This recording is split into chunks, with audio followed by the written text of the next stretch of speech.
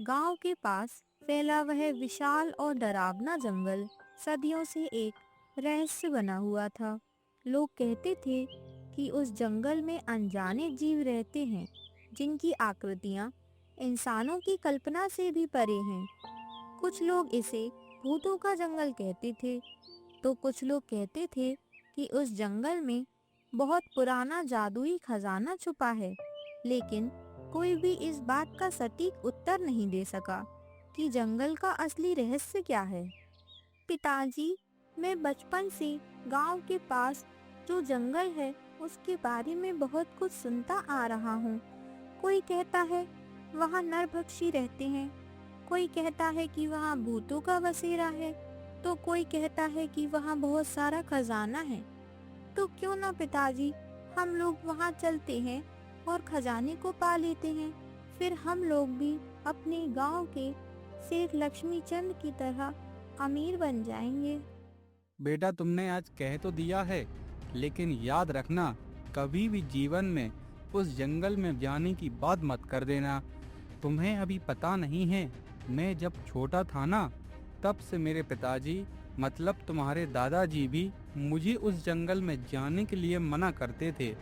वहां जाना मतलब अपनी मौत को निश्चित करना, समझे तुम? लेकिन पिताजी, जब सेठ लक्ष्मी चंद आपको बेइज्जत करता है तो मुझे बिल्कुल भी अच्छा नहीं लगता है।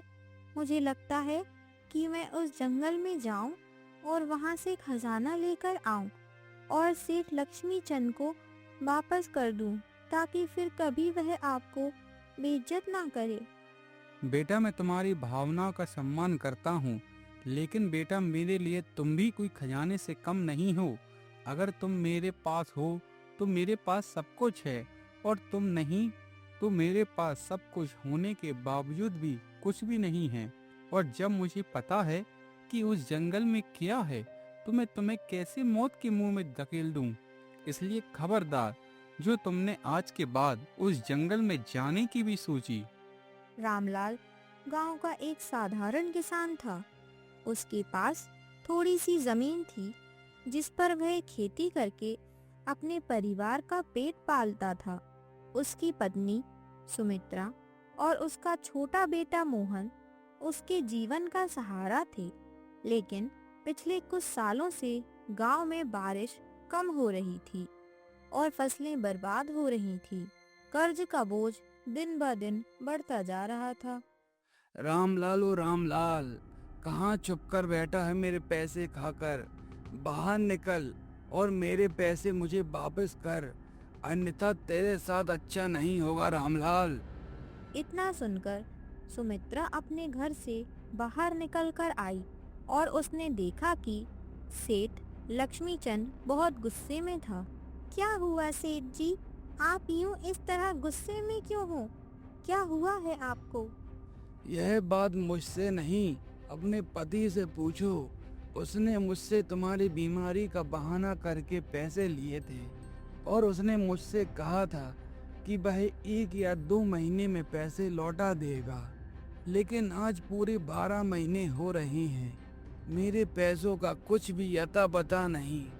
सेठ जी, उन्होंने बहाना नहीं बनाया था। मेरी तबीयत सच में खराब हो गई और अभी हमारी स्थिति सही नहीं है। हमारी फसल भी खराब हो गई थी, जिसकी वजह से वह आपका कर्जा नहीं चुका सकी। मैं यह सब नहीं जानता, मुझे तो मेरा धन चाहिए। इसलिए उससे कहना कि मेरा धन चुका दे, अन्यथा मैं तुम लोगों को तुम्हारे ही घर से धक्के मारकर निकाल दूंगा और इस घर पर अपना कब्जा कर लूंगा, समझे तुम लोग? सेठ लक्ष्मीचंद सुमित्रा को इतनी खरी खोटी बातें सुनाकर वहां से चला जाता है। और शाम के समय जब रामलाल घर आया तो सुमित्रा ने सुबह हुई घटना की सारी जानकारी रामलाल को बताई। सुनिए जी, आज सुबह जब आप घर पर नहीं थे तब सेठ लक्ष्मीचंद आए थे। वह कह रहे थे कि पैसे नहीं दिए बहुत समय हो गया है, अब जल्द से जल्द मेरा पैसा वापस कर दो, अन्यथा मैं तुम्हारे इस घर को अपने कब्जे में कर लूंगा। ऐसा कुछ नहीं होगा। मैं उस सेठ लक्ष्मी चंद का सारा कर्जा चुका दूंगा। उसके बाद सब कुछ ठीक हो जाएगा और हमें कोई भी अपने घर से बाहर नहीं निकाल सकता है। रामलाल के पास एक पुरानी बैलगाड़ी थी जिसे वह बेचना नहीं चाहता था, क्योंकि वह उसके पिताजी की निशानी थी। लेकिन हालात इतने खराब हो गए थे कि उसे बैलगाड़ी बेचने का विचार करना पड़ा, क्योंकि आप लोग तो जानते ही हैं कि गांव के महाजन लक्ष्मी चंद को, जो बेहद चालाक और निर्दयी थे, रामलाल के कर्ज को और बढ़ाने की धमकी दे रहे थे। अगले दिन की बात है। क्या हुआ जी? कुछ आपने सोचा फिर कि आप किस तरह से उस सेठ लक्ष्मी चंद का कर्जा चुकाएंगे? अन्यथा आपको तो पता ही है हमारे साथ क्या होगा। तुम चिंता मत करो भाग्यवान, मैं शहर जाकर इस बैलगाड़ी को बेचकर आता हूँ। उसके बाद जो भी पैसे मिलेंगे हम उन पैसों को सेठ लक्ष्मी चंद को दे देंगे और अपना कर्जा चुका देंगे। यह आप क्या कह रहे हैं जी? वह बैलगाड़ी तो आपके पिताजी की आखिरी निशानी है, और आप उस आखिरी निशानी को भी बेच देंगे, तो फिर उसके बाद आपको बुरा नहीं लगेगा क्या जी? लगने दो बुरा, लेकिन इससे ज्यादा तो बुरा नहीं लगेगा ना कि हम लोग अपने घर से बाहर निकल जाएं। और वैसे भी बैलगाड़ी के लिए बैलों की जरूरत होती है, जो कि हमारे पास नहीं है। तो फिर तुम ही बताओ सुमित्रा, क्या करूंगा मैं बिना बैलों के इस बैलगाड़ी का। इसलिए मैं इसे बेच ही देता हूँ। वह सब तो ठीक है, लेकिन एक बार फिर से सोच लीजिए, वह बैलगाड़ी आपके पिताजी की आखिरी निशानी है। क्या इसे बेचना सही होगा? सुमित्रा, हमारे पास और कोई चारा नहीं है। बच्चे भूखे मर रहे हैं। मजबूरी इंसान को हर फैसला लेने पर मजबूर कर देती है। रामलाल ने अपनी बैलगाड़ी को बेचने का निर्णय लिया और अपने पड़ोसी से बैल लेकर अपनी बैलगाड़ी को शहर ले जाने की तैयारी करने लगा। रामलाल बैलगाड़ी लेकर शहर पहुंचा। सेठ जी, यह मेरी बैलगाड़ी है। इसे मुझे आपको बेचना है। तो क्या आप इसे खरीदेंगे और आप इसके कितने पैसे देंगे? देखो भाई, तुमसे यह खरीद तो लूंगा, लेकिन मैं इसकी तुम्हें ज़्यादा दाम नहीं दे पाऊंगा, क्योंकि तुम्हारी यह बैलगाड़ी काफ़ी ज़्यादा पुरानी है। इसलिए मैं तुम्हें इसके सिर्फ 200 रुपये ही दूंगा। अब भाई तुम ना निश्चय कर लो कि तुम्हें यह बेचनी है या नहीं। रामलाल ने अपनी बैलगाड़ी की इतनी कम कीमत नहीं सोची थी जितनी कि उन सेठ जी ने उसे बताई थी। इसीलिए वह अपने उदास मन से कहता है, ठीक है सेठ जी, जैसा आप कहो, मैं आपको अपनी यह बैलगाड़ी 200 में ही दे दूंगा। रामलाल ने वहाँ एक व्यापारी को अपनी बैलगाड़ी बेच दी। लेकिन जो पैसे उसे मिले वे उसके कर्ज चुकाने और घर चलाने के लिए पर्याप्त नहीं थे। लेकिन उसे जितना दाम मिला वह उस दाम को लेकर वापस अपने घर लौट आया और सेठ लक्ष्मीचंद के पास गया। सेठ जी, यह रहे आपके 200 रुपये। अभी आप इन्हें रख लीजिए। उसके बाद आपके 800 रुपये भी दे दूंगा जल्द ही। तुम क्या कह रहे हो? तुम होश में तो हो ना? मैं क्या यहाँ भलाई करने के लिए बैठा हूँ? यूँ मैं तुम्हें पैसे यूं ही दे दूंगा। मैंने तुम्हें पैसे दिए थे तो मैंने उन्हें ब्याज पर दिए थे, समझे तुम? और अभी तुमने जो 200 रुपये दिए हैं वह तो सिर्फ ब्याज है। अब तुम मुझे ये बताओ कि तुम मेरे पैसे कब दे रहे हो? सेठ जी, यह आप क्या कह रहे हैं? मैंने जैसी तैसी करके यह पैसे इकट्ठे किए थे और आपने यह ब्याज के रूप में रख लिए। अब सेठ जी आप ही बताइए, मैं इतने कम समय में कहाँ से लाऊंगा 1000 रुपये? सेठ जी, आप मुझ पर थोड़ा तो रहम कीजिए। जब तुम लोग पैसे चुका नहीं सकते हो तो कर्ज लेते ही क्यों हो? जब कर्ज चाहिए था तब तो हाल पैसे ले लिए, और अब बारी जब पैसे लौटाने की आई तो बहाने बनाने लगे हो। कान खोल कर सुन लो रामलाल, मुझे मेरे पैसे जल्द ही लौटा देना, अन्यथा तुम्हारे लिए अच्छा नहीं होगा। तुम तो जानते ही हो ना कि राजा जी के साथ मेरा उठना बैठना है। सेठ लक्ष्मीचंद से बेइज्जत होकर रामलाल अपने घर लौट आया और जब वह घर आया तब उसकी पत्नी ने कहा, क्या हुआ जी, क्या हमें बैलगाड़ी के अच्छे दाम मिले हैं और क्या आप उस सेठ लक्ष्मीचंद का कर्जा चुका आए? सुमित्रा की इतनी बात सुनकर रामलाल की आंखों में आंसू आ गए और वह रोने लगा और उसने रोते रोते सुमित्रा से कहा, मैंने अपनी सबसे प्यारी चीज बेच दी और मुझे उसके इतने भी पैसे नहीं मिले कि मैं उसे बेचने के बाद भी अपना कर्ज चुका सकूं। जब मैं सेठ लक्ष्मी चंद के पास गया तो मैंने वो 200 रुपये दिए और जो मुझे बैलगाड़ी बेचने के बाद मिले थे, लेकिन उस सेठ लक्ष्मी चंद ने उन पैसों को भी रख लिया और मुझे बहुत बेइज्जत भी किया और मुझसे कहा कि जो तुमने मुझसे पैसे लिए थे 200 रुपये, उनके यह ब्याज है और अगर जल्दी से मेरे पैसे नहीं चुकाए तो अच्छा नहीं होगा।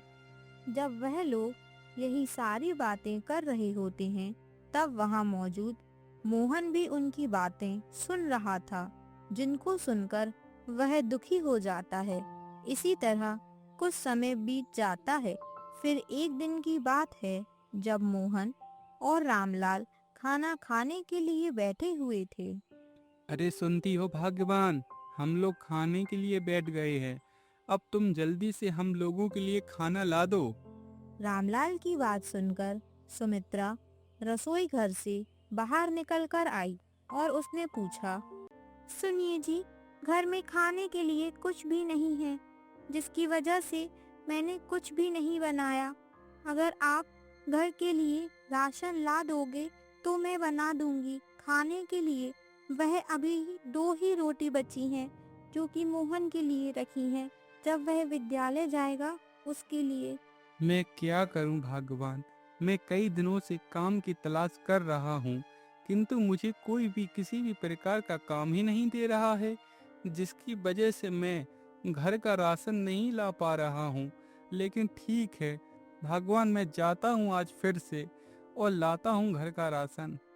मोहन अपने माँ बाप की मजबूरी को देखकर बहुत दुखी होता है और वह फैसला करता है कि वह आज दोपहर के समय उस रहस्यमय जंगल में जाएगा। दोपहर के समय मोहन ऐसा ही करता है। वह बिना किसी को बताकर वह उसी जंगल में जाने के लिए चल देता है और चलते चलते वह थक जाता है। अरे राम, मैं तो बहुत थक गया चलते चलते और जोरों की प्यास भी लगी है। अगर यहाँ कहीं पर तालाब मिल जाता तो मैं अपनी प्यास बुझा लेता। मोहन खुद से यही सारी बातें कह ही रहा होता है कि तभी उसे कुछ दूरी पर एक सुंदर तालाब दिखाई देता है। वह उस तालाब के पास जाता है और वह वहीं बैठ जाता है और खाने के लिए जैसे ही भोजन निकाल रहा होता है तभी उस तालाब से एक तेज रोशनी प्रकट हुई और उसी रोशनी के लिए देवता आए। सुनो पुत्र, मैं स्वर्ग का देवता हूँ। मैं अपने स्वर्ग के स्वादिष्ट स्वादिष्ट पकवान को खा खा कर बहुत थक गया हूँ। मैं अब कुछ नया खाना चाहता हूँ। क्या तुम्हारे पास कोई ऐसा पकवान है जिसे मैं खा सकूँ? हे महान देवता, मैं तो एक मूर्ख और गरीब व्यक्ति हूँ। मैं भला आपको अपने पास मौजूद रूखी सूखी रोटी के अलावा क्या ही खिला सकता हूँ। कोई बात नहीं, मैं यही भी खाना खा लूंगा। मैं तो चाहता ही यही हूँ कि मैं अन्य अन्य प्रकार के व्यंजनों का स्वाद चखूं। तो क्या तुम मुझे अपनी ये रोटी खिलाओगे क्या बेटा? हाँ हाँ, क्यों नहीं, ये लीजिए, आप भी खा लीजिए यह रोटी। देवता उसके द्वारा दी हुई रोटी बड़े ही चाव से खा लेते हैं। रोटी खाने के बाद वह कहते हैं, मोहन, तुम्हारी यह रोटी खाकर मेरा मन तृप्त हो गया। तुम्हारी रोटियां मुझे बहुत ही ज्यादा पसंद आई। लेकिन पुत्र, मुझे एक बात बताओ, तुम इस जंगल में ही क्यों आए? मैं एक गरीब किसान परिवार से संबंध रखता हूँ। मेरा परिवार अन्न के दाने दाने को तरस रहा है मुझे उनकी यह दशा देखी नहीं जा रही है। और फिर मैंने इस जंगल के बारे में सुना है कि कैसे इस जंगल में जादुई खजाना छुपा हुआ है, तो मैं वही खजाने को खोजने के लिए आया हूँ। लेकिन गांव वालों ने यह भी चेतावनी दी है कि वहाँ भूत भूतनी और जादुई शक्तियाँ भी रहती हैं। लेकिन मैं इन सब की परवाह ना करके अपने परिवार के लिए आ गया। सुनो पुत्र, मैं तुम्हारी बातों से बहुत प्रभावित हुआ और मैंने यही निश्चय किया कि मैं तुम्हारी मदद करूंगा। इसलिए तुम्हें यह जादुई कटोरी देता हूँ। तुम जब भी इससे कुछ मांगोगे तो वह तुम्हें दे देगी। मोहन उस जंगल से वह जादुई कटोरी लेकर अपने घर आने के लिए चल देता है और वहां से वह घर आ जाता है। और यहाँ उसके माँ पिताजी चिंतित थे क्योंकि मोहन काफी समय से घर से बाहर था। मोहन, तुम कहाँ चले गए थे? तुम कितने समय से घर से बाहर हो? हम लोगों को तुम्हारी बहुत चिंता हो रही थी बेटा। बताओ तुम कहाँ गए थे? बताओ ना बेटा, कहाँ गए थे तुम? बताओ मुझे। तुम कहीं उस जंगल में तो नहीं गए थे जिसके लिए मैंने तुम्हें कईयों बार मना किया था? हाँ पिताजी, मैं वहीं गया था। मुझे आपकी यह हालत देखी नहीं जा रही है, इसीलिए मैंने निश्चय किया है कि मैं उस जंगल में जाऊंगा और वहां से खजाना खोज निकालूंगा। और मैं वहां गया, लेकिन जैसा कि आपने और इन गांव के लोगों ने बताया था, वहां वैसा कुछ भी नहीं है। जब मैं रोटी खा रहा था तभी वहां देवता प्रकट हुए और उन्होंने मेरी रोटी खाई। उसके बदले उन्होंने मुझे एक जादुई कटोरी दी है, जिससे हम कुछ भी मांगेंगे तो यह हमें वह दे देगी। मोहन अपने परिवार को इतना सब कुछ समझाने के बाद वह उस कटोरी को नीचे रख देता है और उसके बाद वह कहता है कि कटोरी कटोरी मुझे सिक्के दे। उसके इतना कहने पर वहाँ एक थाली में सिक्के आ जाते हैं। यह सब देखकर मोहन के माता पिताजी चौंक जाते हैं। बेटा, यह तो सच में ही जादुई कटोरी है। अब हमारे सारे दुख दर्द दूर हो जाएंगे। शाबाश बेटा, शाबाश। मुझे तुम पर गर्व है। आज मैं इन सिक्कों को लेकर जाता हूँ और उस सेठ लक्ष्मी चंद का कर्ज चुका देता हूँ। इतना कहकर रामलाल वहां से चला जाता है और अपने घर से सीधे सेठ लक्ष्मी चंद के पास जाता है और उनसे कहता है, सेठ जी, ये लीजिए आपके बाकी के पैसे जो मैंने आपसे उधार लिए थे। लेकिन रामलाल, ये तो सोने के सिक्के हैं। तुमने जितने मुझसे पैसे लिए थे, कई गुना ज्यादा पैसे हैं तुम्हारे। और तुम मुझे ये बताओ कि कल तक तो तुम्हारे पास खाने तक के पैसे नहीं थे और आज तुम अपना कर्जा पैसों से नहीं बल्कि सोने के सिक्कों से चुका रहे हो। जरा मुझे भी तो बताओ कि तुम कौन सा खजाना हाथ लगा है तुम्हारे? सेठ जी, खजाना नहीं बल्कि मेरा बेटा उसी रहस्यमय जंगल में गया था जहाँ सभी लोग जाने से डरते हैं। उसने वहाँ एक तालाब के पास के देवता को रोटी खिलाई। उससे खुश होकर उस तालाब के देवता ने उसे जादुई कटोरी दी और वह मामूली कटोरी नहीं है। जो भी उससे मांगो वह उस इच्छा को पूरा करता है। सोने के सिक्के देकर रामलाल वहां से चला जाता है और अब सेठ के मन में लालच आ जाता है। वह सोचता है, जब यह कह रहा है कि जादुई कटोरी उस जंगल में मिली है तो मुझे भी वहां जाना चाहिए। क्या पता मुझे भी कोई ऐसा वरदान मिल जाए जिससे कि मैं रातों रात मालामाल बन जाऊं। हाँ, मैं ऐसा ही करता हूँ। सेठ लक्ष्मीचंद अपने लालच के चलते उसी रहस्यमय जंगल में चला जाता है और उसी तालाब के पास मौजूद पेड़ के नीचे बैठ जाता है और उन्हीं देवता का इंतजार करने लगता है। लेकिन काफी समय बीतने के बाद भी वहाँ कोई देवता प्रकट नहीं होते हैं और उसकी आंख लग जाती है और वह सो जाता है। तभी उसके पास एक जादुई जिन्न प्रकट हुआ। कौन हो तुम और तुम मेरे पेड़ के नीचे क्यों सो रहे हो? उठो जल्दी से, वरना मैं तुम्हारा बुरा हाल कर दूंगा। जिन्न की आवाज सुनकर सेठ लक्ष्मीचंद उठ जाता है और जिन्न को देखकर वह डर जाता है। वह डरते हुए कहता है, मैं ये क्या मैं में लगा रखी है? जल्दी से बताओ, तुम्हारी यहाँ आने की हिम्मत कैसे हुई? और तुम्हारे अंदर से लालच की बू आ रही है। जल्दी से बताओ सच सच, अन्यथा अच्छा नहीं होगा तुम्हारे साथ। अगर तुमने सच नहीं बताया तो मुझे तेज भूख लगी है, तो मैं तुम्हें ही खा जाऊंगा। अब बताओ जल्दी से। सेठ लक्ष्मीचंद उस जिन्न से कुछ कहता उससे पहले ही वह वहां से दुम दबाकर भाग खड़ा हुआ और उसके पीछे पीछे वह जिन्न भी आता गया। इसी के साथ इस रहस्यमयी जंगल की पहेली सुलझ गई कि जो भी व्यक्ति जिस मन से उस जंगल में जाता है वह रहस्यमय जंगल उसके साथ वैसा ही करता है। हेलो दोस्तों, क्या आप लोगों को भी मेरी तरह कार्टून वीडियो बनाकर अपना यूट्यूब चैनल ओपन करना है? तो मैंने आप लोगों के लिए full cartoon moral story for guide YouTube channel वाला कोर्स बनाया है। मैंने डिस्क्रिप्शन में लिंक और डिटेल दी है, आप वहां से डाउनलोड कर सकते हैं।